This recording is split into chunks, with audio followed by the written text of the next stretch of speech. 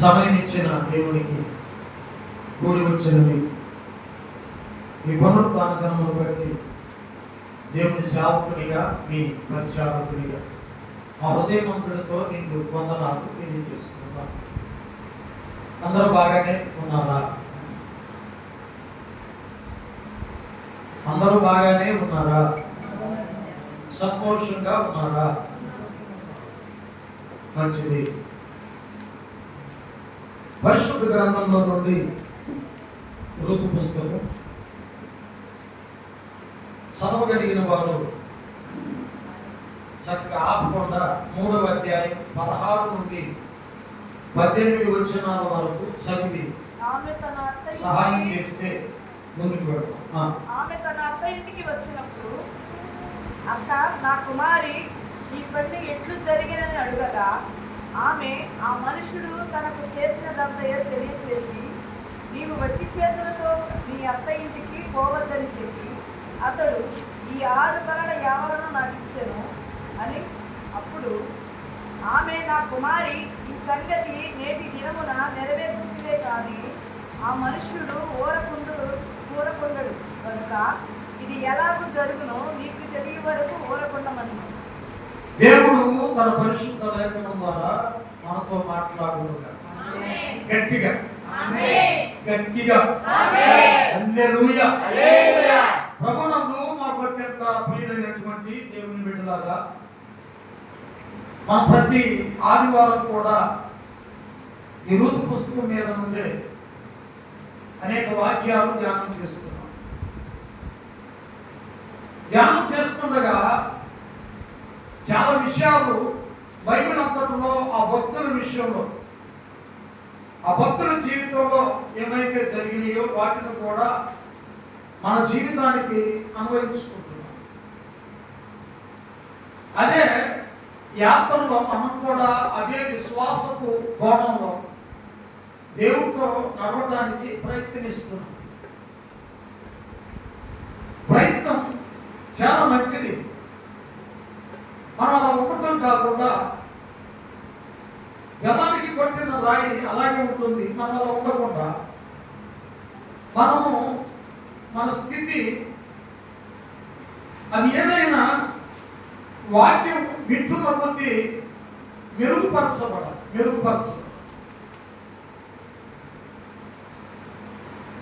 వారు ఎంతగా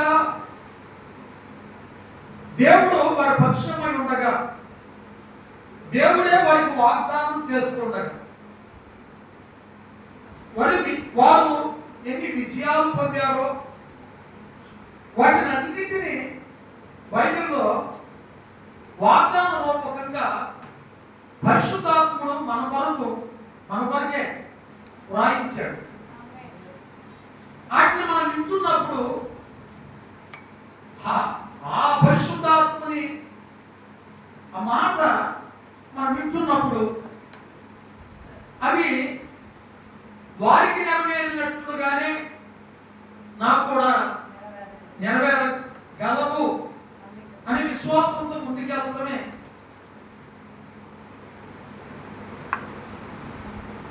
స్తోత్రం. దేవుని సన్నిధి ఎంత ప్రశస్తమైందంటే మీకు తెలియదు, కానీ ఎంత భారమైనా ఎంత ప్రయాసైనా దేవుని మందిరంలోకి వచ్చి అంత ఏమి తెలియనట్టుగా మనము మైమరచిపోయి దేవుని సన్నిధిలో నిద్రపోతాం. ఏమి మనకు జ్ఞాపకం రావు కొన్ని సందర్భాలు. దేవుడు ఆయన దగ్గరకు వచ్చేసరికి తల్లి ఒడిలోనికి పసిబిడ్డ నాయన దగ్గర ఉండొచ్చు, అమ్మ దగ్గర ఉండొచ్చు, తాత దగ్గర ఉండొచ్చు, పెదనాన్న ఎవరి దగ్గర ఉండొచ్చు. పసిబిడ్డ ఆకలి అయ్యేసరికి అతను వెళ్ళవలసింది ఎక్కడికి? తల్లి దగ్గరికి. ఆ తల్లి స్పర్శే, ఆ తల్లి యొక్క ఆ ఒడి, ఆ తల్లి పాలే ఆ బిడ్డకు చాలా ఆనందాన్ని ఇస్తాయి. మనకు ఎక్కడ ఈ లోకంలో ఎవరి దగ్గరకు వెళ్ళినా, ఎవరితో ఉన్నా, ఎవరి కష్ట సుఖాలు ఏమంటారంటే, పెద్ద మనుషులు ఏమంటారంటే, అని దీని గుండెల్లో ఉన్న భారాన్ని పక్కోడికి చెప్పుకుంటే తీరిపోతా ఉంటారు. కానీ ఆ పక్కోడు కాదన్న ఆయన, నీకు బ్రతుకునిచ్చినోడు ఒక ఆయన ఉన్నాడు. ఆయన దగ్గరకు వచ్చి నీ బాధ, నీ గోడు, నీ కోల, నీ రుణం, నీ అప్పులు, లేకపోతే ఇంకేమన్నా ఉందా, నీ రోగం, ఏ బలహీనతన్నా చెప్పుకోవాల్సిన వాడికి చెప్పుకుంటే, ముట్టుకోవాల్సిన వాడు ముట్టుకుంటే, తాకవలసిన వాడు తాగితే, ఎవరు స్పర్శిస్తే మన జీవితంలో ఏం జరుగుతుందో, ఉపకారాన్ని పొందుతామో తెలియని ఒక ఆధ్యాత్మికమైన పురిటితనంలో మనం వెళ్ళిపోతాం. అసలు ఆ దేవుడు బాధలు దొరకాలే కానీ ఆనాడు మరీది దొరికాయి. మన తరంలో ఈశ్వర గారికి దొరికాయి, వర్షి గారికి దొరికాయి. అని బాధలు పట్టుకుని విడిచిపెట్టలే. మన పితరులు విశ్వాసంలో తమ జీవితాలను మార్చుకుని బాధలు పట్టుకుని గోసాగిన యాకోబు వంశస్థులమైనటువంటి మనం దేవుని స్తోత్రం. యాకోబు వంశస్థులమైన మనం అంటే నేను ఎందుకని అంటున్నానంటే, విశ్వాసంలో మనం అబ్రహాము పిల్లలం కాబట్టి యాకోబుతో కూడా మనం కూడా వారసులనే అనేటువంటి కోణంలో మాట్లాడుతున్నాను. కానీ వారి రక్తాన్ని పంచుకుని పుట్టామనే మాట నేను మాట్లాడుతున్నాను. అబ్రహాము రక్తం ఒకవేళ మనలో ఉండకపోవచ్చేమో కానీ విశ్వాసులకు తండ్రి అబ్రహాము ఒకడే. అతన్ని పిలిచిన వాడు దేవుడు ఏర్పరిచాడు, అనేక వేల మందికి తండ్రిగా నియమించాడు. అలాంటి దేవుని దగ్గరికి వచ్చేసరికి మన బాధ, మన వేదన, మన కన్నీరు, మన బాధను పట్టుకుని చెప్పగలిగితే తీర్చగలిగిన వారితో తీరుతావా, నా బాధ నీకు చెబుతాను వారితో తీరుతావు అంటారు. ఆ హత్యేవాడు, తీర్చేవాడు, మేలు చేసేవాడు, గొప్ప విధానంలో నడిపించేవాడు నీ దేవుడు. ఆయనే మనం ఆరాధిస్తున్న ప్రభు అయిన యేసుక్రీస్తు నిన్న, నేడు, నిరంతరం, రేపు కూడా ఏకరీతిగా ఒకటే విధంగా ఉన్నాడు. ఆయన ఎవరు మార్చలేదు. ఆయన మారనివాడు. మారితే మనమే మారాలి. ఆయన విడిచిపెట్టి ఆయన దూరంగా వెళ్ళిపో. రూతు, నా కుమారి, నీ పని ఎట్లా జరిగింది? నువ్వు వెళ్ళావు కదా, నీకేం చేస్తానన్నాడు? నీకేమేం చేశాడు? ఏం చేస్తానన్నాడు? ఏ వాగ్దానం ఇచ్చాడు?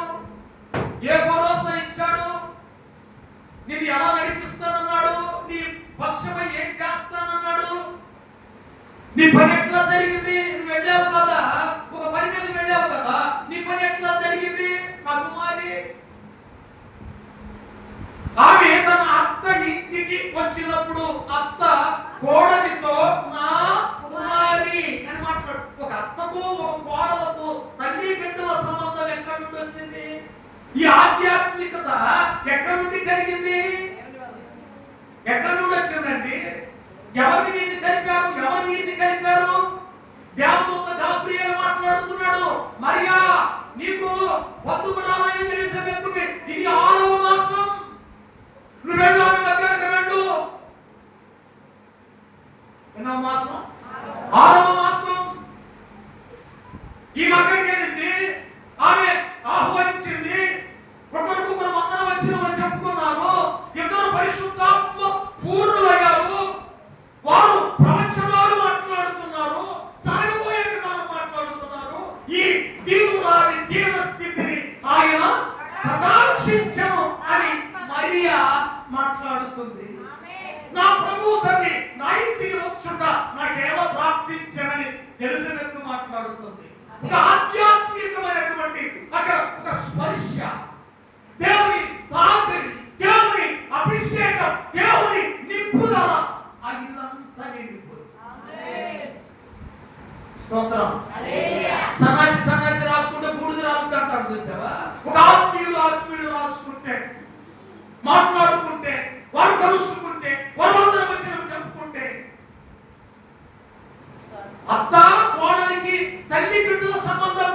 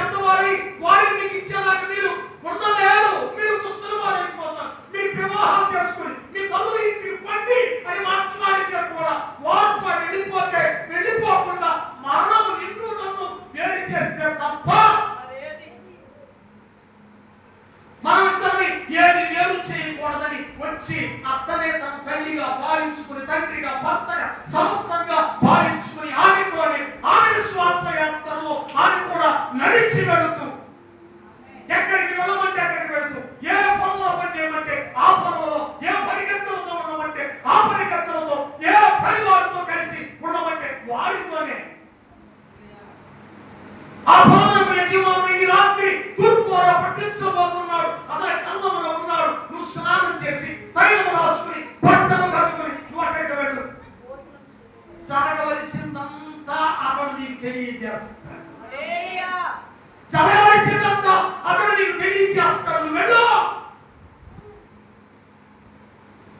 శాంతులంతా చెప్పేదనే మన గమ్యం, మన కుడి పరలోక రాజ్యం.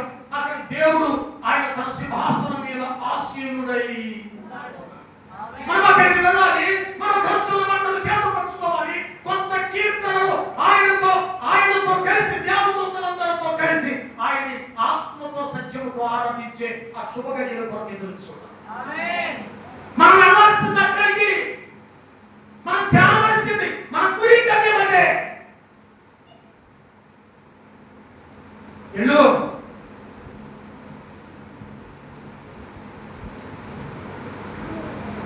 రూతు తన అత్త ఇంటికి వచ్చినప్పుడు నయోమి ఏమంటుందో తెలుసా? రూతుతో, నా కుమారి నీ పని ఎట్లు జరిగేదని అడుగగా ఆమె ఆ మనుష్యుడు నాకు ఏం చేశాడో నేను వెళ్ళిన దగ్గర నుండి మనం పరామర్శించడం, ప్రేమగా మాట్లాడటం. అయ్యా, పొలంలో ఉంటే మనుషుల దగ్గర ఒక రకంగా, మనుషులు లేనప్పుడు ఒక రకంగా, ఒంటరిగా ఉన్నప్పుడు ఒక రకంగా, మనుషులందరిలో మరొక రకంగా ప్రవర్తించే సేవకులు ఉన్నారు. చెప్పాలా? విశ్వాసులు కూడా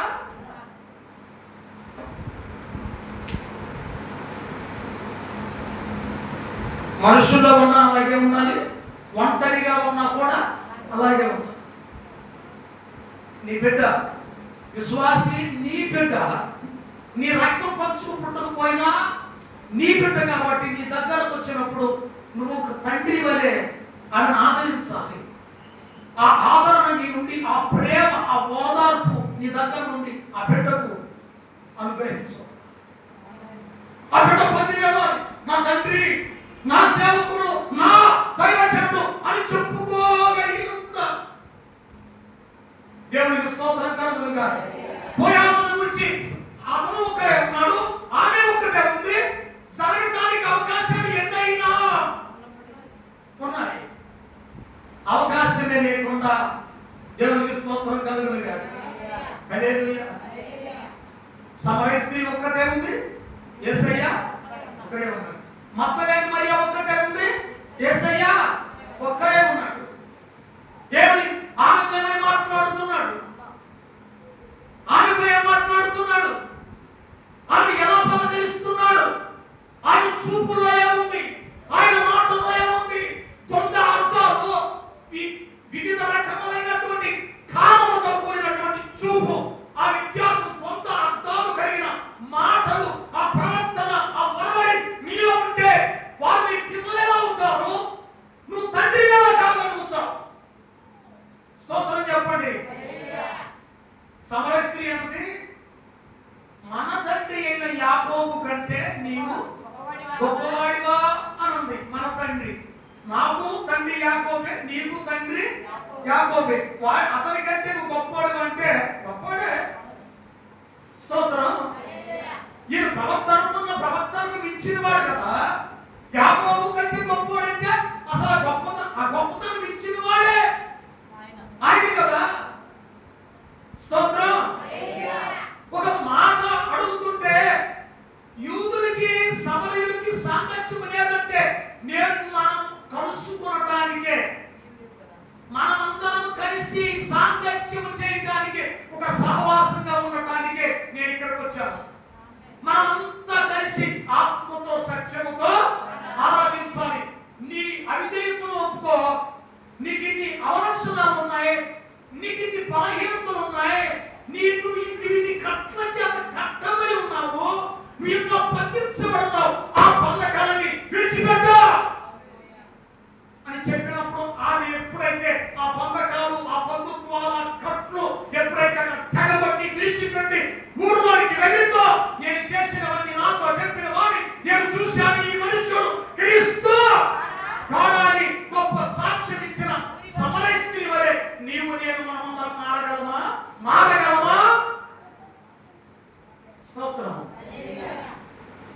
వేసి ఇంటి రాహాబు వేసి ఇంటికి ఇద్దరు వేగులు వారు వెళ్ళారు. ఎంతమంది? ఇద్దరు వేగులు వారు వెళ్ళారు. అప్పుడు దాకా ఇంటికి ధనవంతులు వెళ్ళారు, ఆస్తిపరులు వెళ్ళారు, అందగాడు వెళ్ళారు, అష్టైశ్వర్యాలు కలిగిన వారు వెళ్ళారు. ఒక రోజున వేగులు వారు వెళ్ళారు. వీరి మాటల్లో వారి మాటల్లో, వీరి ప్రవర్తనలో వారి ప్రవర్తనలో ఏమి వ్యత్యాసం కనిపించిందో రాహాబు వేసి అంటుంది, నేను నా కుటుంబం, నా అన్నదమ్ము, నా తల్లిదండ్రులు అందరూ రక్షించబడాలంటే నేను వీరి నోటి మాటల్లో ఏముంది? రక్షణ. స్తోత్రం. వారి నిమిత్తం వచ్చారు, దాన్నే తెలియజేస్తున్నారు. కానీ లోకంలో కలిసిపోలేదు వేగులు వారు, ప్రజలందరిలో మమేకమైపోలేదు వేగులు వారు, వారి ప్రవర్తనలో కలిసిపోలేదు వేగులు వారు. నేను ఎందుకని ఇంత మాట్లాడుతున్నానంటే అక్కడ ఉన్నది రూతు ఒక్కటే, అక్కడ ఉన్నది బోయాజు కూడా ఒకడే. ఏమంటున్నాడు తెలుసా? నేను ఇక్కడికి వచ్చి వెళ్ళిన సంగతి నువ్వు ఎవరితోనూ మాట్లాడవద్దు, చెప్పొద్దు, అసలు ఎవరికి చెప్పొద్దు. ఎందుకో తెలుసా? నిన్ను నన్ను కలిపి ఒక అపవిత్రమైన బంధాన్ని వేసి ఆమె జీవితాన్ని పాడు చేశాడని నలుగురు నాలుగు రకాలుగా, 10 రకాలుగా, 100 మంది 100 రకాలుగా మాట్లాడుకుంటారు. జాగ్రత్త, ఈ విషయాన్ని చెప్పకు సుని. దేవుని స్తోత్రం. యేసయ్య అంటాడు మధ్యలో మరి కాళ్ళ మీద పట్టడానికి వచ్చేసరికి నీవు నన్ను ముట్టుకోవద్దు. స్తోత్రం చెప్పండి. నీవు నన్ను ముట్టుకోవద్దు, నేను ఇంకా తండ్రి యొక్కకు ఎక్కి. ఎందుకని ఎందుకని ఎందుకు ఆ మాట మాట్లాడుతున్నాడు ఆయన? ఇప్పటికే దునియా మొత్తం ధూమ్ధాముగా ఒక అపవిత్రమైనటువంటి సృష్టించి ఆ మాటలు మొత్తలేని మరియా యేసుక్రీస్తు మధ్యకు ఒక అక్రమ సంబంధాన్ని అంతకట్టి మాట్లాడే ఈ ప్రజలకు ఈ మాట చూపిస్తే వారు నోరు ఎలకెలా వేయాల్సిందే. నేను తండ్రి యొద్దకు ఎక్కి పోలేదు, నీవు నన్ను ముట్టవద్దు. దేవునికి స్తోత్రం చెప్పండి. కాము దగ్గర పండుకో, నా దుప్పటి నువ్వు కప్పుకో, ఉదయం వరకు ఇక్కడే ఉండు. నీకు నేను ఏం చెయ్యాలో అది రేపటి దినమున చేస్తాను. నువ్వు చీకటితో ఒక మనుషుడు కనబడకుండా నువ్వు ఇక్కడ నుండి తక్షణమే వెళ్ళిపో. నేను ఇక్కడికి వచ్చాననే మాట నువ్వు ఎవరితో చెప్పదు. అతగేందుకు చెప్తున్నావు? తల్లి కాబట్టి, కడుపులో దాచుకుంటుంది కాబట్టి. దేవుని స్తోత్రం. తల్లులారా, మీ పిల్లల విషయాన్ని కడుపులో దాచుకోండి, పట్టబయలు చేయకండి, వారిని ప్రేమించండి, ఆదరణగా మాట్లాడండి, వారి యొక్క బలహీనతలు, వారి బలాన్ని గుర్తెరిగి దేవుని విధానం వారికి నడిపించడానికి మీరు ప్రయత్నం చేయండి. నయాన్ని మాట్లాడుతుంది, అమ్మా నువ్వు వెళ్ళిన సంగతి ఏమైంది? నా కుమారి అని మాట్లాడుతుంది. ఏమంటది? అతడు నాకు చేసినదంతయు తెలియజేయు. ఏం చేశాడు? స్తోత్రం. అర్ధరాత్రి వేళ ఉలికిపడి నేను ఆయన కాళ్ళ దగ్గరకు ఆయన తగిలేసరికి నన్ను లేపి, అమ్మా ఎవరు అని అడిగాడు. నేను నీ దాసురాలు అన్నాను, నీ కొంగు కప్పమన్నాను, నేను రేపటి దినం నేను చేస్తాను, నువ్వు చక్కగా పండుగ నిద్రపోని చెప్పాడు. నన్ను వెళ్ళమన్నాడు. నేను వస్తూ ఉండగా నేను కప్పుకున్న దుప్పటి తెచ్చిపట్టమన్నాడు. తెచ్చిపట్టాను. 6 కొలల ఎవరు కొలిచాడు, నా పుసం మీద పెట్టాడు. దేవుడు తెలుసు. ఆమె 6 కొలల ఎవరు నా కొలిచి నా పుసం మీద పెట్టాడు. నీ అత్త ఇంటికి నువ్వు వట్టి చేతులతో, దానికి వ్యతిరేక పదం కూడా చెప్తా. నువ్వు వట్టి చేతులతో దేవుని సన్నిధిలోనికి రాకూడదు. నువ్వు వట్టి చేతులతో ఇక్కడ నుండి కూడా వెళ్ళకూడదు. ఏం చెప్తారంటే ఈ మ్యాట్లు వెళ్ళేటప్పుడు ఈ డ్రమ్ము ఇవి ఉంటాయి కదా, ఈ మాట తీసుకుని తీసుకెళ్ళాలి. ఏదో తీసుకెళ్ళాలి. వట్టి చేతులు చేతులు దేవుని సన్నిధిలో వట్టి చేతులతోనూ కనబడకూడదు. అలాగే వట్టి చేతులతో కూడా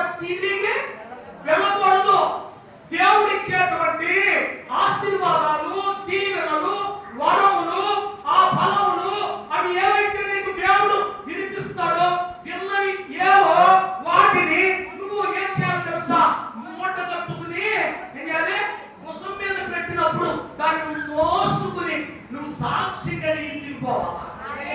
నేను అడుగుతాను, మీ దేవుడు అసలు ఇంతవరకు ఏమేమి చేయలేదు. మరి మౌనం ఉంటారని రాత్రి అన్నట్టు మొగోడు తప్ప మీరు ఎవరు అనుకోవాలి? ప్రార్థన పెడుతున్నారు, మైకి లేకుండా సాక్ష్యం చెప్పేస్తున్నారు. దేవుని స్తోత్రం చెప్పేసి ఇలా జరిగింది, చేతులు దులిపేసుకుంటున్నారు, ప్రార్థన అయిపోతుంది. పాస్టర్ గారికి వచ్చిన సంఘానికి ఏదో అల్పాహారమో భోజనాలు ఏర్పాటు చేస్తున్నారు, సేవలు కానిస్తున్నారు, దులిపేసేసారు, అంత అయిపోయింది. ఎవరింటి కానీ ఎవరి మందిరాన్ని అన్ని జరిగిపోతున్నాయి. కానీ నీ సాక్ష్యం మరుగైపోయింది. దేవుడిని ఎలా చేసిన గొప్ప కార్యాలు మరుగైపోతున్నాయే. నీకు పిల్లలు ఇవ్వలేదా? నీకు పొలం ఇవ్వలేదా? నీకు ఆస్తులు ఇవ్వలేదా? నీకు ఆరోగ్యం ఇవ్వలేదా? నీ అప్పుల నుండి విడిపించలేదా? నీకు అనేక కార్యాలు దేవుడు చేయలేదా అని నీ సేవకుని అడుగుతున్నప్పుడు నువ్వెందుకని మౌనంగా ఒక మోగోడు లాగా మాటలేని విధానంలో నువ్వు ఎందుకుంటున్నావని నేను ఈ సేవకుని ప్రశ్నిస్తున్నప్పుడు నీ సమాధానం దేవుని సన్నిధిలో సంఘం ఎదుట, సేవకుని ఎదుట, దేవుని ఎదుట ఏమై ఉందని అడుగుతుంది. హల్లెలూయా, హల్లెలూయా. అడుగుతున్నాడు ప్రయాసు, అడుగుతుంది నాయోమి, సమాధానం చెప్తుంది రూతు. నీ పని ఎప్పుడు జరిగిందంటే అతను నాకు చేసినదంతా ఆమె వివరంగా సమస్తాన్ని తెలియపరుస్తుంది. అప్పుడు ఈమె మాట్లాడుతుంది, చదువున్నాను, నీవు వట్టి చేతులతో నీ అత్త ఇంటికి పోవద్దని చెప్పి అతడు ఈ 6 కొలల ఎవరు నాకు ఇచ్చేదను. అప్పుడు ఆమె నా కుమారి ఈ సంగతి ఎప్పుడో కాదు, ఇప్పుడే, నేడు అంటే ఇప్పుడు ఈరోజు స్తోత్రం. ఎప్పుడు? రేపని వాయిదా లేదు. నేను ఎవరి దగ్గరికి పోతే ఏది తెలుసుకోవాలని అనడు, నా దగ్గర ఏమీ లేదు, నేను చేయలేదని అనడు. అసమర్థుడు కాదు, సమస్తమునకు సమర్థుడు దేవునికి స్తోత్రం కలుగును. హల్లెలూయా. నీ రాజ్యంతో వచ్చినప్పుడు నన్ను జ్ఞాపకం చేసుకోమంటే ఇప్పుడే నేడు నీవు నాతో కూడా పరదేశంలో ఉందని మాట్లాడిన దేవుని మాట విన్న ఒక బందిపోటు దొంగ తనతో కూడా ఆ రోజే ఆయనతో కూడా పరదేశంలో ప్రత్యేకమైన ఒక స్థానానికి హెచ్చించబడిన విధానం మనం జ్ఞాపకం చేసుకో. స్తోత్రం. రేపు కాదు, అది నిన్నే చెప్పినట్లయితే పోయేదిగా, రాత్రి చెప్పినట్లయితే పోయేదిగా అని అంటలే. ఇక్కడ ఆమె ఎంత విశ్వాసం. నేను బండి వేసుకుని చలపని వెళుతూ ఈ మాట ఆలోచన చేసుకుని, ఒక విశ్వాసి మరొక విశ్వాసిని ఆధ్యాత్మికతలోనికి నడిపించడం అంటే ఇదే అని నేను ఆలోచన చేసుకున్నాను. ఈమె ఆ చిన్న వ్యక్తికి, తెలియని వ్యక్తికి దేవుని క్రమాలు, దేవుని నీతి, దేవుని కార్యాలు ఇలా ఉంటాయి. ఆలస్యం కావు, వెంటనే జరిగిస్తారు. అది ఒకవేళ ఆలస్యం అయిందియా, అది అప్పుడు చేయాలి. ఒకవేళ చేయలేదా, అది మనకు అవసరత లేదని మనం అర్థం చేసుకోవాలి. స్తోత్రం. ఈమె ఎలా నడిపిస్తుందంటే నేటి దినమున ఆయన జ్ఞానమేర్చితే గాని ఆయన ఊరకుండడు, ఆయన చేసేదాకా నువ్వు ఊరుకో. స్తోత్రం చెప్పండి. ఏం చేయాలి? ఆయన ఊరకుండడు, ఆయన చేసేదాకా నిద్రపోడు, ఆయన చేసేదాకా నిద్రపోడు, మనం ఆయన నిద్రపోవాలి. ఆయన ఊరకుండడు, మనం ఊరుకోవాలి. అలాగే మారేంద్ర మర్చిపోయారా? వాక్యంలో లీనమైపోయారా? ఏమైపోతే మంచిదే, ఆశ్చర్యపోతేనే చాలా విచిత్రం ఉంది దీంట్లో. ఇక్కడ రూతు చెప్పే ఒక సమాధానం, నయోమి తనతో మాట్లాడేటువంటి విధానం, ఒక విశ్వాసి మరొక విశ్వాసిని ప్రోత్సహించడం, మరొక విశ్వాసిని బలపరచడం, దేవునిలో నిలబెట్టడం, దేవునిలోనికి నడిపించడం. స్తోత్రం చెప్పండి. దేవునిలోనికి దేవునిలో నిలబెట్టడానికి తన ప్రయత్నం తాను చేయండి. ఎప్పటి రెండో వాక్యాన్ని వింటూ దేవునిలో అనేక కార్యాలు, దేవుని చేత అనేక దీవెనలు పొందుతున్నటువంటి వారు ఏం చేయాలో తెలుసా? దేవుడు నాకు ఇది చేశాడు, నీకు కూడా. ఆమేన్.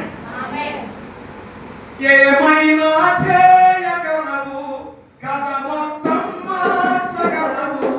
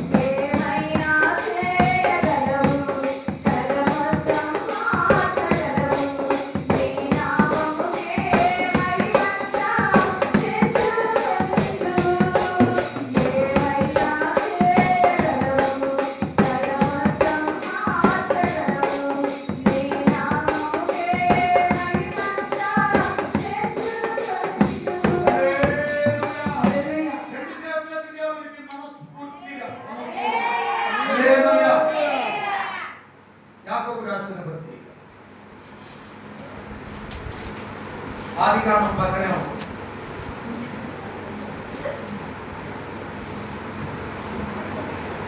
ఒకటో అధ్యాయం 107వ వచనం. ఒకటో అధ్యాయం 107వ వచనం.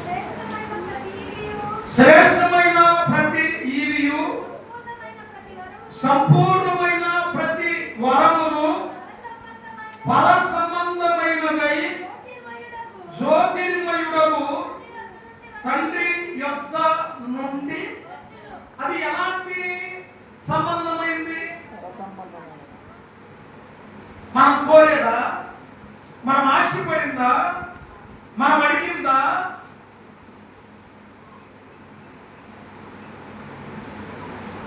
ఏం అడుగుతున్నామో తెలియాలి, ఏమి కోరుతున్నామో ఆ కోరిక ఏంటో తెలియాలి, ఆశపడుతున్నదేదో అది క్రమబద్ధంగా ఉండాలి. దేవుడు ఇక్కడ ఇచ్చేవి ఏదైనా, నాకు ఈ రెండు మాటలు నేను అండర్లైన్ చేసుకున్నా. శ్రేష్టమైన సంపూర్ణమైన,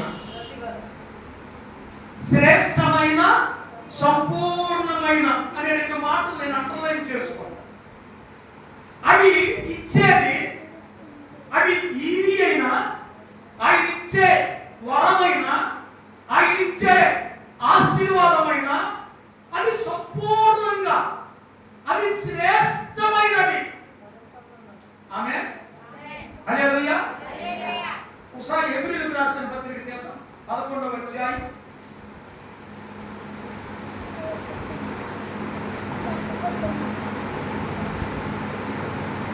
4వ వచనం. విశ్వాసమును బట్టి హేబేలు కయ్యను కంటే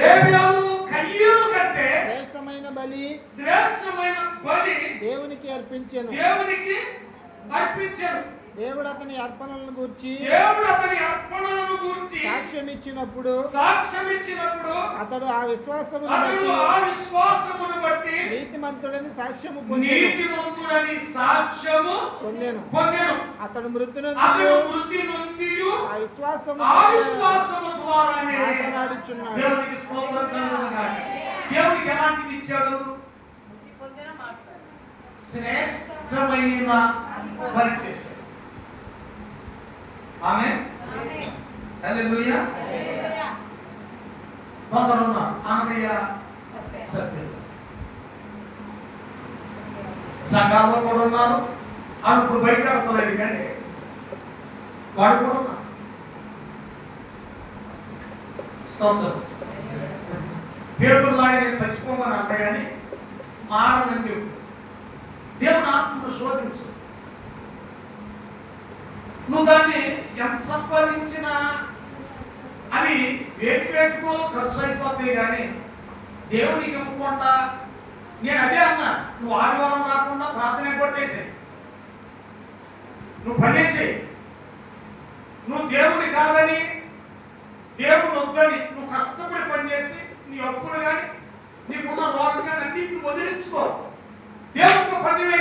అసలు దేవునితో పనివే. నువ్వు నన్ను నేను ఎప్పుడైతే కష్టపడి నా బాధలు సాధనని తీర్చుకుంటానో, ఎప్పుడు సంతోషంగా ఆనందంగా ఉంటానో అప్పుడే నీ చనిపోతావు. అప్పుడు దాకా రాని దేవునితోనే పనివే. నువ్వు ఎక్కడ గెలుస్తావో, ఎక్కడ ఓడిపోతావో, ఎక్కడ ఏ విధంగా నడుస్తావో చూద్దాం. అసలు దేవుని దగ్గరకు వచ్చేసి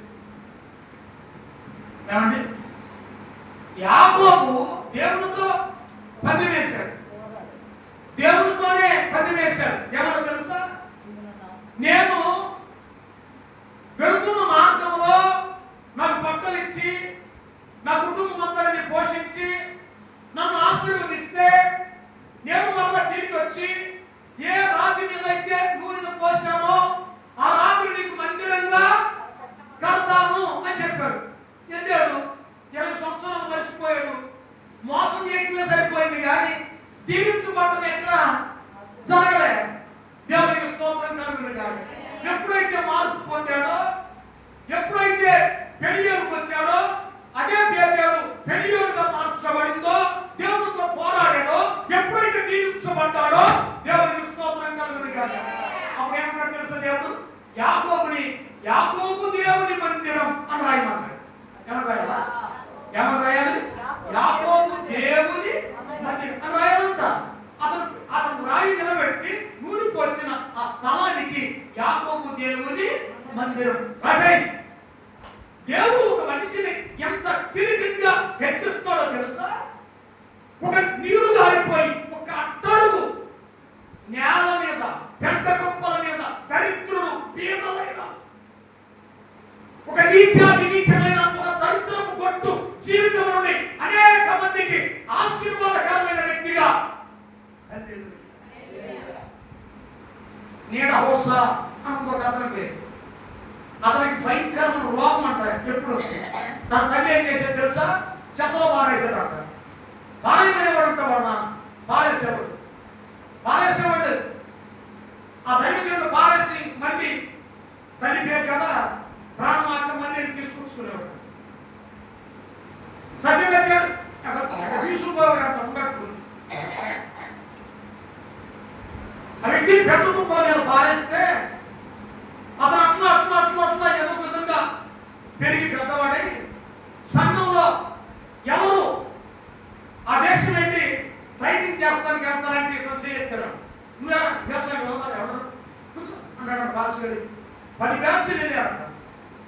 ఎన్నిసార్లు చేయెత్తి అతను పంపించారు. ఈసారి కనికరపడి ఎక్కడో పంపించారు. ఆ దేశంలో ట్రైనింగ్ చేస్తా ఆ క్లాసు చెప్పినంతసేపు క్లాసు విని గదిలోకి వెళ్ళి సేవమై ఇది చీకటి కన్నాన్ని ఏమంటారు, ఇది దేశం ఆఫ్రికా. దేవుని స్తోత్రం కాదు, ఆఫ్రికా ఖండం చీకటి ఖండం అంటారు దాని పేరు. అలాంటి ఖండానికి అక్కడికి వెళ్ళి సేవమై ఆఫ్రికా గదిలో పడి రొమ్ము కొట్టుకుని కన్నీరు కాచి చేర్చేవారంట. దేవుని స్తోత్రం. హల్లెలూయా. ఈ దైవజనుడు ఆ ట్రైనింగ్ పూర్తి చేసుకుని విమానం దిగగానే మా సంఘం నుండి వెళ్ళి ట్రైనింగ్ చేయడానికి వెళ్ళి వస్తున్నారని చెప్పని ఆ 10 మందిని కలుసుకోవడానికి ఈ సంఘం నుండి పెద్దలు వెళ్ళి ఒక్కొక్కరికి సెకండ్ ఇస్తుంటే ఎవరికి సెకండ్ ఇచ్చిన షాప్ కొట్టలేదు కానీ ఈ పెద్ద కుప్పల మీద పారేశాడే, కాదన్నారే, 10 సార్లు కూడా ధృవీకరించారే. నువ్వు అక్కడానికి వీలు లేదు, అక్కడికి వెళ్ళడానికి వీలు లేదన్నారే. ఇలాంటి వ్యక్తికి పెద్దలందరూ సెకండ్ ఇచ్చేసరికి అందరూ నేల మీద పడి కొట్టుకులాడుతున్నారు, నేల మీద పడి కొట్టుకులాడుతున్నారంట. అలాంటి అభిషేకంతో నింపబడి ఆఫ్రికా ఖండాన్ని వెలుగు ఖండంగా, వెలిగించిన ఖండంగా, దేవుని ప్రజలను దేవునికి అప్పగించే విధంగా సిద్ధపరిచినటువంటి వాడు. దేవునికి స్తోత్రం కలుగునుగా. నీడ హోస అతని పేరు రాసుకున్నది. గూగుల్లో దాంట్లో కొట్టాను, వెన్స్ నీడ హోస. దేవునికి స్తోత్రం కలుగునుగా. ఇతని పుస్తకం ఉంది ఒకటి, ఎముకలలో అగ్ని. ఇతని పుస్తకం తీసుకుని చదవండి. ఇతని జీవితం అంత దాంట్లో ఉన్నది, ఎముకలలో అగ్ని. ఆమేన్. ఆ విమానాశ్రయంలోనంట ఎవరను ఏంటి ఈ అవసరం ఏంటి, గోడ ఏంటి అని పోలీసులు వచ్చి ఇతను ఇచ్చి అతంటే వాళ్ళు ఎగిరిపోతున్నారు. ఆ ప్రాంతం అంత అభిషేకంతో నిండిపోయి మందిరానికి వచ్చేసాడు. దేవునికి స్తోత్రం కలుగును గాక. హల్లెలూయా. ఇతని కోసం ఒక వ్యక్తిని, ఒక దైవజనుడిని 10 సంవత్సరాలు గదిలోకి పంపించి దేవుడు ప్రార్థన చేస్తున్నాడు. గట్టిగా చెప్పండి. ఈ అభిషేకం ఎక్కడి నుండి వచ్చిందనే మాట మీకు తెలియటానికి ఒక సేవకుడు ప్రార్థన చేయడానికి గదిలోకి వెళ్ళాడు. నువ్వు ప్రార్థన చేయి, నువ్వు ఒకరిని అభిషేకించాలి అని దేవుడు ఆ దైవజనుడికి చెప్పాడంట. ఆ దైవజనుడు గదిలోకి వెళ్ళి ప్రార్థన చేస్తాడు. ఈ సేవకుడితో దేవుడు మాట్లాడితే వెనసనీయ హోసాతో మాట్లాడితే ఏమన్నా అక్కడికి వెళ్ళి అమ్మ పాస్టర్ గారిని కలవాలి, దేవుడు నన్ను ఎలమన్నాడంటే ఆయన గదిలోకి వెళ్ళి 10 సంవత్సరాలు అయింది. ఎన్ని సంవత్సరాలు? 10 సంవత్సరాలు అయింది. అన్నమైనా నీళ్ళైనా ఆ గదిలో పంపిస్తాం, ఆయన అక్కడే ఉంటాడు, బయటికి రాడు అనగానే కూర్చుంటాను అన్నాడు. ఇతను కూర్చోగానే అతను తలుపు తీసి ఏదో అన్నాడంట మాట. ప్రవచనాత్మకంగా దేవదూతల భాష ఉంటుంది, మీకు తెలియదు. ఆ మాట అనేసరికి ఇతను ఏం చేశాడు తెలుసా? అతను లోపలికి తలుపు వేసుకోబోతుంటే గమ్ముని కూర్చున్నవాడు లేచి ఆ తలుపు నెట్టుకుని లోపలికి వెళ్ళిపోయాడు. లోపలికి వెళ్ళిపోయేసరికి ఆ 10 సంవత్సరాలు ప్రార్థన చేస్తున్న ఆ దైవజనుడు ఇతని మీద 2 చేతులు ఉంచి ప్రార్థన చేస్తున్నాడు. స్తోత్రం చెప్పండి. ప్రార్థన చేసుకుంటే అగ్నితో రగిలించబడి అభిషేకంతో నింపబడి ఈ దైవజనుడు బయటికి తేజోమయమైనటువంటి వెలుగుతో బయటకు వచ్చేసాడు. స్తోత్రం. అక్కడ నుండి విమానం ఎక్కేసేసి నేరుగా వచ్చేసాడు. రేపటి దినాన పేపర్ చూస్తే నిన్నటి సమయాన ఈ దైవజనుడిని అభిషేకించిన దైవజనుడు మరణించాడు. ఈ దైవజనుడిని అభిషేకించడానికి ఆ దైవజనుడిని 10 సంవత్సరాలు గదిలో పెట్టి దేవుడు ప్రార్థన చేయించాడు. దేవుని స్తోత్రం. యేసుక్రీస్తు ప్రభువు దేవాలయానికి వస్తున్నప్పుడు, దేవాలయంలోనికి వస్తున్నప్పుడు సుమియోను అనే దైవజనుడు ఆ దర్శనాన్ని చూసి చెప్పేంత వరకు కూడా మరణము పొందాలని పరిశుద్ధాత్మ చేత అతనికి చెప్పబడుతూ చూసావా? యేసయ్యని చేతుల్లోకి తీసుకుని నాదా ఈ మాట చొప్పున నీ దాసుని పోలించుచున్నావు, నీవు సిద్ధపరిచిన రక్షణ నేను కదులారా చూసినని సమాధానముతో వెళ్ళిపోతున్నానని మాట్లాడిన సుమియోను దైవజనుని మాట ఆయన్ని అభిషేకించడానికి, యేసయ్యని అభిషేకించడానికి, సున్నతి చేయడానికి ఒక నీతిమంతుడైన ఇశ్రాయేలు ఆదరణ కొరకు కనిపెడుతున్న సుమియోను అవసరమైతే హోసాను అభిషేకించడానికి ఆ దైవజనుని 10 సంవత్సరాల గదిలోకి తీసుకుని వెళ్ళి ప్రార్థన చేయటం దేవుని చిత్తమైతే మీ కొరకు దేవుని వాక్యం సిద్ధపరిచి చెప్పడానికి ఈ అనుకుడు ఈ దీనుడికి దేవుడు ఇంత ఆధిక్యతలను గ్రహిస్తే వింటున్న మాట, పాడుతున్న పాట, చేస్తున్న ప్రార్థన, గడుపుతున్న సమయం ఇదంతా నీ జీవితంలో అర్థం చేసుకుంటే రేపటి దినమున నువ్వు నరకంలోకి దేవుడు ఒక ప్రశ్న కూడా అయ్యా నన్ను ఎందుకు ఇక్కడికి పంపించావని ధనవంతుడు అడిగినట్టు అడగటానికి కూడా నీకు అవకాశమా లేదు. ఖచ్చితంగా చెబుతున్నా దేవుని సేవకుని, ఖచ్చితంగా చెబుతున్నా దేవుడు మీ కొరకు వీడు వచ్చాడు. చచ్చామండి 2 సార్లు చచ్చామండి. రాత్రం మీదకేసింది సైకిల్ మీదగా, ఒకసారి దేవుడు దేవుని స్తోత్రం కలుగునుగా. హల్లెలూయా. కానీ మీ సమాధానానికి, మీ నెమ్మదికి, మీ ఆనందానికి చాలా చెప్తాం. ఏంటి తెలుసా? పదవుడు ఎందులో ఉన్నారు, ఏదైతే సిగ్గు లేకుండా, సిగ్గు లేకుండా. దేవునికి మహిమ కలుగుతుంది. వీడియో ఖచ్చితంగా రాని నువ్వు ఒక చేయట్లా. ఏంటంటే ఆనందం జరుగుతున్నప్పుడు కన్నీటితో వదులుతున్న వాళ్ళ ఫోటోనే తెస్తారు. స్తోత్రం. ఓకే చేతులు అంటున్న వాళ్ళదే తెస్తారు, కానీ నిద్రతున్న వాళ్ళు ఎవరు తీయడు. నేనాడు తీయమంటారు. ఏది అని తెలుసా? వీడియో జరుగుతున్నప్పుడు ఎవడైతే చూపితే వాడు అసలు ఎంత మొదలు పడుతుందో తెలుసా? ఇట్లా కూడా గోల్ చేసి మీరు చూసుకోండి నాన్న, చక్కని మొఖాలని వికృత ఆకారంలో చూపిస్తున్నారు. జనం తెలుసుకుంటారు. జాగ్రత్త. దేవుని స్తోత్రం. హల్లెలూయా, హల్లెలూయా.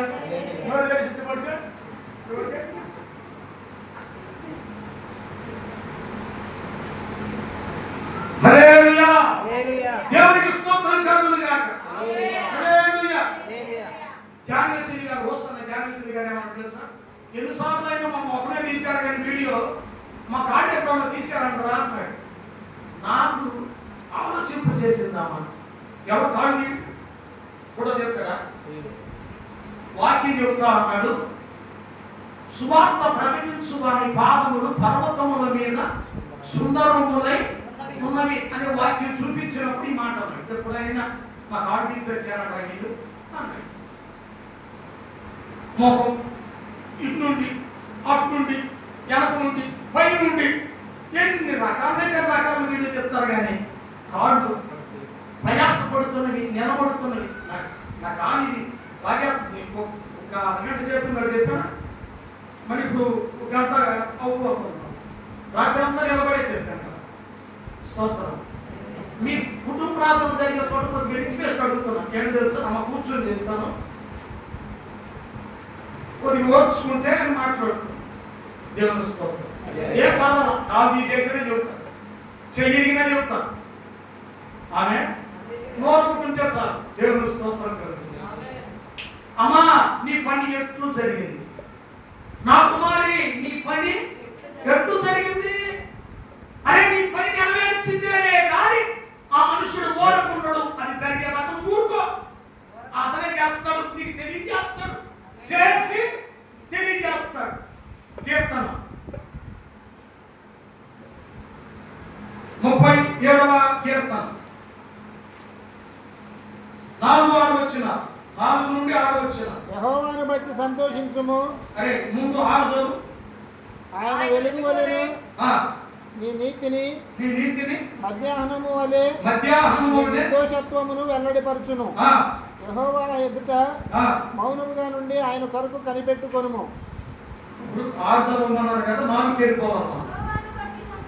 యెహోవాను బట్టి సంతోషించుము, ఆయన నీ హృదయ వాంఛలను.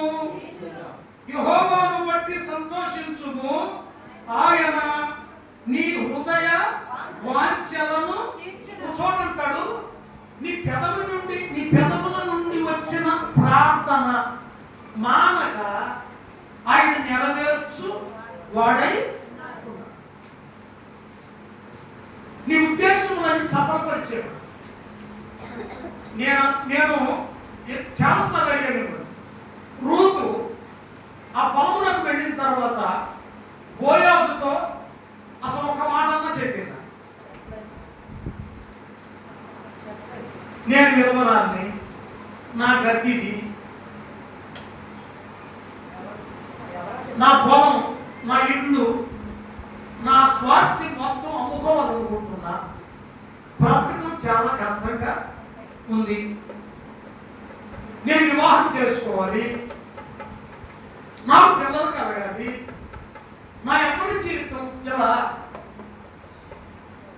ఇదిగో ఇంట్లో జరగాలి. నా జీవితంలో నా అత్త లేదా నా తల్లి ముసలిది లేదా వృద్ధాప్యంలోకి వచ్చింది. నేను ఎంతకాలం నేను ఆమెను బ్రతికించగలను? మాకు ఒక తోడు, మాకు ఒక నీడ, మాకు ఒక అంద ఏదైనా ఉంటే చాలా మంచిది కదా అనే ఒక మాట కూడా బోయాసుకి చెప్పలేదు. ఓరుకుందండి. మోషే అంటాడు, మీరు ఊరకనే నిలిచి చూడుడి, యెహోవా రక్షణ కలుగు చేయబోతున్నాడు. ఎక్కడ? సముద్రం దగ్గర అంట. ఏం మాట్లాడకుండా మౌనంగా ఊరకనే నిలిచి చూడాలట. చూస్తే దేవుడు తన కార్యాన్ని చేసేస్తాడంట. ఒక చోట బైబిల్ ఏముందో తెలుసా?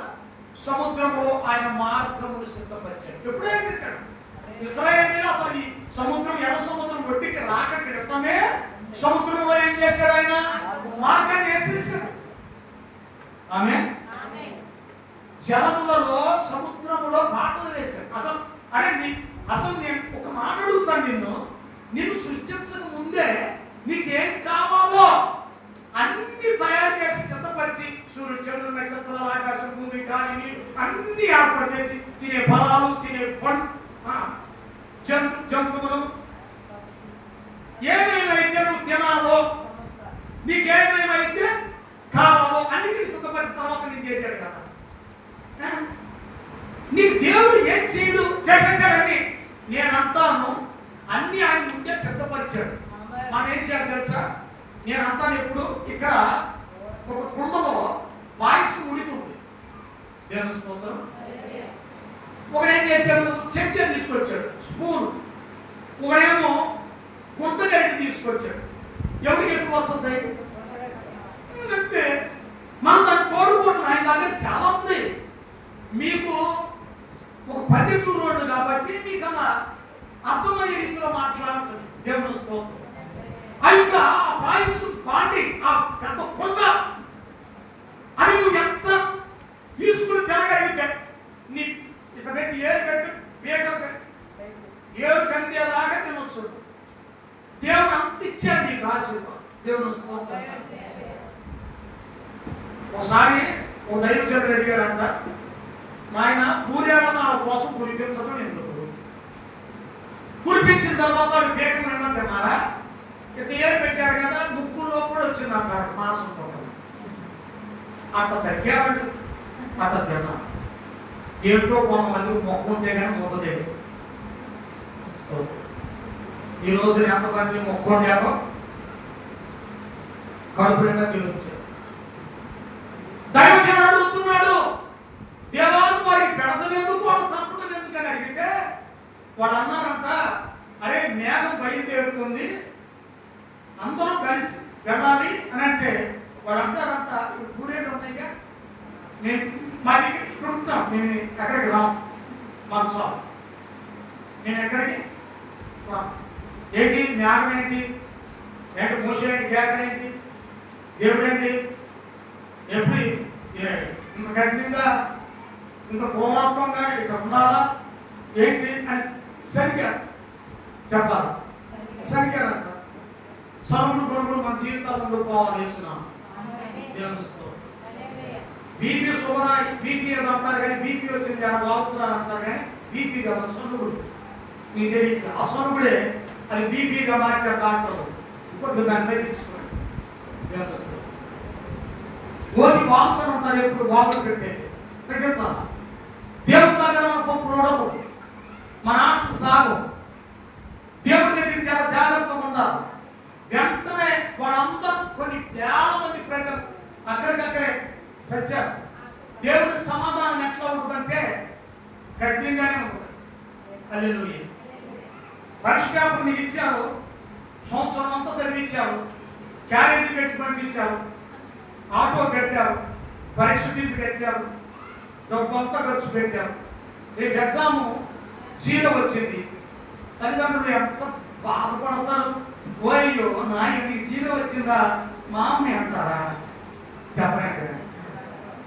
మాసం తిన్నావు, మన్నా తిన్నావు, మహిమ మేఘం కింద ఉన్నావు, చెమట బట్టల మాయిల, చెప్పుల దగ్గర ఎంత ప్రత్యేకంగా దేవుడు నడిపితే నీ సనుగుడు, నీ కొడుకుడు, మేము రాము, మీరు వెళ్ళండి, దేవుడు మా వద్దు, దెయ్యం మాకు కావాలి, ఐగుప్తే మాకు కావాలి, పాస్టర్ మీరు వద్దా అంటుంటే ఇవన్నీ దేవుడు వాయ్యమాయు అడిగావా నాన్న రానా అనే సంకటి వేసుకోవాలా? జాగ్రత్త. రెండు చేతులకు దేవుని స్తోత్రం చెప్పాలి గట్టిగా. హల్లెలూయా. ఆనందింతు నీలో దేవా అనుదినం నీకు స్తుతించుచు.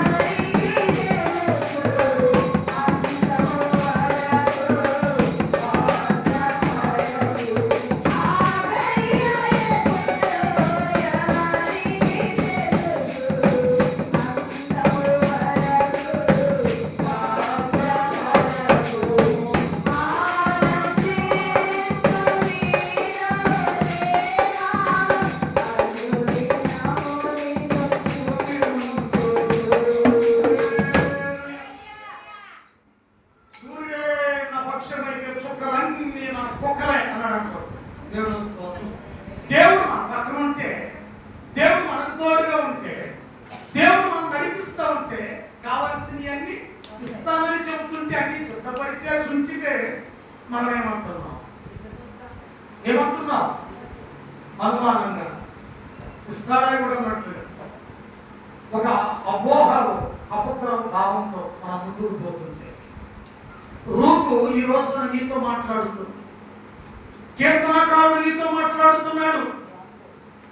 నీవు యెహోవాను బట్టి ఆనందించు, ఆయన నీ హృదయ వాంఛలను, నీ హృదయంలో ఏముందో దాని అంతటిని తీర్చు.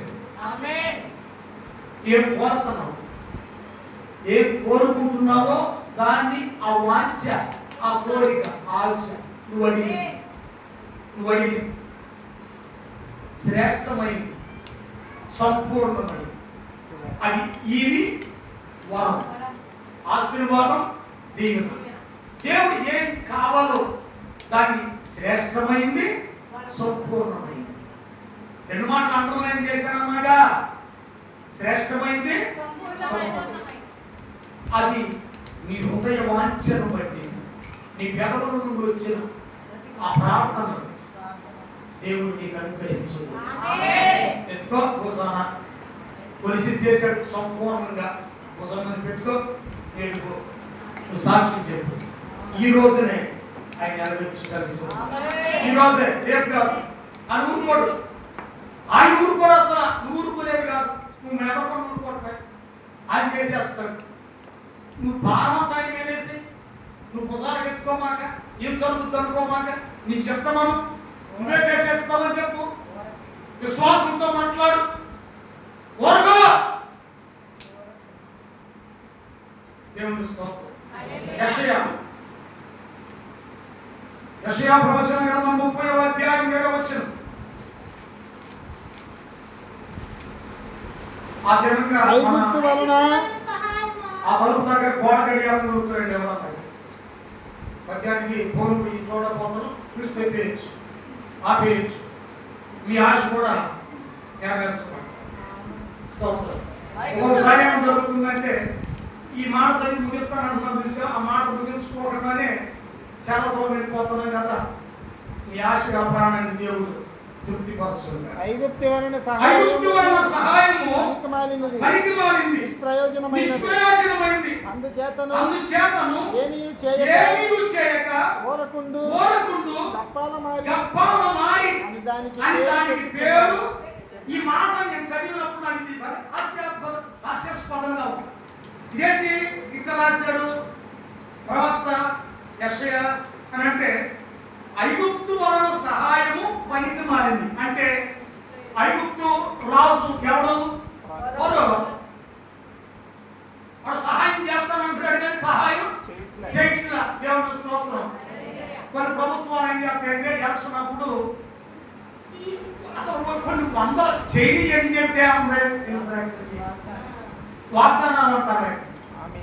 కానీ ఒకటి చెప్పినా 100 చెప్పినా ఈయన చెప్పకుండానే ఈయన చేసిన వాగ్దానాలన్నిటినీ తన బిడ్డల ఎడల అన్నిటిని నెరవేర్చేశాడు దేవుడు. అన్నిటినీ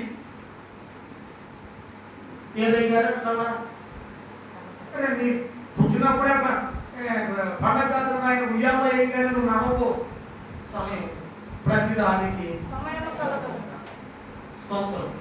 ఆశీర్వాదమైన దేవుడు నిన్ను పలకరించాలన్నా, దేవుడిని దీవించాలన్నా, ఒక గనునిగా నిలబెట్టాలన్నా, దేవుడిచ్చిన దర్శనమైనా అది కళ అయినా అది ఏదైనా అది నెరవేర్చాలంటే దానికి కొంచెం కాల వ్యవధి సమయం అనేది ఉంది. ఆ తగిన సమయంలో దేవుడు నిన్ను హెచ్చించాలంటే నువ్వు దేవుని మనసుకుడే నువ్వు తగ్గించుకుని స్తోత్రం. ఈ పరమరాజు అన్నాడు, ఎన్ని వాగ్దానాలు చేశాడు తెలుసా? మీకు ఎన్ని చేస్తానంటే అన్ని చేస్తా. మీ ఈ పట్టణాలను కట్టండి. ఇశ్రాయేలు కట్టిన పట్టణాలే ఐగుప్తులో ఉన్నాయి. రామశేషు, పితోము అనే పట్టణాలు అన్నిటిని కట్టారు. వాడు పిరమిడ్లు కట్టారు. వాడు కట్టిన పిరమిడ్లు ఇప్పుడు వరకు వాడు కట్టింది ఎప్పుడు? 6,000 సంవత్సరాల క్రితం. దేవుడు స్తోత్రం. ఎప్పుడు? క్రీస్తుకి పూర్వం. క్రీస్తుకు పూర్వం అయితే 4,000 సంవత్సరాలు, క్రీస్తుతో కలిపైతే 6,000 సంవత్సరాలు. అది కట్టిన ఇప్పటికి ఆ పిరమిడ్లు అలాగే ఉన్నాయి. మీరు గూగుల్లో చర్చ చేయండి, మీకు కావాల్సింది పిరమిడ్లు. ఐగుప్తు పిరమిడ్ కనబడుతుంది. వారు దేహాలు శవాలు, వాడు చచ్చిన రాజుల శవాలు ఏం చేస్తారు తెలుసా? వాటిల్లో పెడతారు సుగంధ ద్రవ్యాలు పూసేసి. వాటికి ఎలాంటి హాని కాదు. అదేంటంటే వాడు దేవుడు ఎప్పటికన్నా వచ్చి లేపుతాడనే విశ్వాసం వారికి ఉంది. మనకే వాళ్ళకే నయం. దేవుడు స్తోత్రం. అన్నిలే నయం. ఓ ఏంటో మన ఇంట్లో ఎవరన్నా కోల్పోతే ఆడి మీద పడి ఏడుతున్నారు. ఎక్కడికి వెళ్ళారుగా? దేవుడి దగ్గరికి వెళ్ళాడు. మనం చూద్దాం. మనమన్నా వెళ్ళాలి, ఆడన్నా రావాలి. దేవుడు దేవుడు అన్నా తీసుకున్నా. ఒక నిరీక్షణ లేని ఇతరులు మరి మనం అక్షరాలు ఉండకూడదు. ఆమె అయ్యారు మీ ముందుగా చూస్తాం ఎట్లా చేస్తాం, అది కూడా ఉండవచ్చు ఉద్దేశం. దేవుని మహిమ అంత భయంకరమైన విధానంలో వారు ఐగుప్తుని నమ్ముకున్నారు. ఆ పట్టణాలను కట్టారు. వారికి సహాయం చేస్తానన్నాడు, మేలు చేస్తానన్నాడు. వారి బానిసత్వంలో చాకిరిలో వారి ఊరుగులు కన్నీరు విడిచి భయంకరమైనటువంటి అవమానాన్ని ఐగుప్తులో పొందుతున్నప్పుడు వారిని ఉద్దేశించి యెషయా భక్తుడు ఏమన్నా తెలుసా? ఐగుప్తు వలన సహాయము పనికి మారింది, నిష్ప్రయోజనమైంది. అందుచేత ఏమీ చేయకుండా ఓరకుండు గప్పాల మారి అంటే ఐగుప్తు రాజు కానీ ఐగుప్తు దేశం కానీ నేను నీకు సహాయం చేస్తాను. రే నేను నీకు ఉంటాను, నేనున్నా, నేను విన్నా, నేను అన్ని ఆడు చేసినట్టు నేను చేస్తాను, ఆకన్నా ఎక్కువ చేస్తా అని చెప్తాను. ఇంకోరు రేపు దినమున వీటికంటే నేను ఎక్కువ చేస్తానని చెప్తాడు. వాగ్దానాలు ఎన్ని నెరవేర్చాలని ఎన్ని చెబితే ఏమైనా చెప్పవచ్చు. నేను అంటున్నా, ఈయన నీ హృదయ వాంఛలను తీరుస్తాడు. ఫరో ఐగుప్తు సహాయం చేస్తానని చెప్తుంది కానీ సహాయము చేయదు. మీరు నాకన్నా గొప్పోడు, నాకన్నా గొప్ప జ్ఞానవంతులు ఇప్పుడు మన ప్రభుత్వాలని, నాయకుల్ని, పార్టీల్ని ఆమె నమ్ముకోవటం నిష్ప్రయోజనం, పనికి మాలిన పని. దేవుని స్తోత్రం. ఆ సహాయం వ్యర్థం.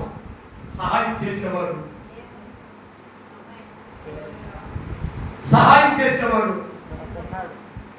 నీ హృదయవాంఛను తీర్చేవాడు, చేసేవాడు, చెప్పేవాడు, చెప్పకుండా చేసేవాడు. నీ హృదయంలో ఏమనుకుంటున్నావు, నీవేం ఆలోచిస్తున్నావు, అడుగు వాటికన్నిటికంటే, ఊహించు వాటికన్నిటికంటే అత్యధికంగా చేయగల సమర్థుడైన దేవుడు మనం ఆరాధించే ప్రభువు యేసుక్రీస్తు. ఆయన ఇస్తాడు. కోరుకుంటాడు ఆయన, ఆగడసలు మనం ఊరుకోవాలి. ఆయన చేసేదాకా ఊరుకోవాలి. యేసేపు ఊరుకున్నాడు, సింహాసనం మీద కూర్చోబెట్టాడు. దానిని ఓర్చుకున్నాడు, సింహాసనం మీద కూర్చోబెట్టాడు. దానిని ఓర్చుకున్నాడు, ప్రధానమంత్రిని చేశాడు. దేవునికి స్తోత్రం కలుగును. దేవుడు ఎన్ని విధములుగానైనా ఒక మనిషిని హెచ్చించగలడు. రూతుని ఆ పొలమునికి యజమానురాలు చేశాడు. సంఘంలో నిన్ను, మనందరినీ ఒక శరీరంగా, కన్యకగా ఆయన గుడి ప్రక్కన ఆయన సమాన స్థానాన్ని నీకు ఇచ్చాడు. ఎవరికి లేదు రాజా, ఎవరికి లేదురా. దేవుడిచ్చిన ఆధిక్యత, దేవుడిచ్చిన ఘనత, దేవుడిచ్చిన భాగ్యవంతమైన స్థితి బయట ఎవడో దేవుడు తెలియని వాడికి ఎవరికీ లేదు. దేవుడు అంటే తెలిసి ఆయన వెంబడిస్తూ, ఆయన ఆరాధిస్తూ, ఆయన కొరకే తమ జీవితాలను అంకితం చేసి బ్రతుకుతున్నారు. చూసావా, వారే పరిశుద్ధమైన సార్వత్రిక కన్యక సంఘం. ఆయన గుడి ప్రక్కన కూర్చుండబోయే ప్రముఖమైనటువంటి రోజు ఒకటి ఉంది. ఆమేన్. రూతును దీవించిన బోయాజు, సంఘమును దీవించిన యేసయ్య, యోసేపును దావీదుని హెచ్చించిన దేవుడు మన పక్షమై ఉండగా ఆయన ఊరకుండడు. ఆయన మన ఎడల చేస్తాడు.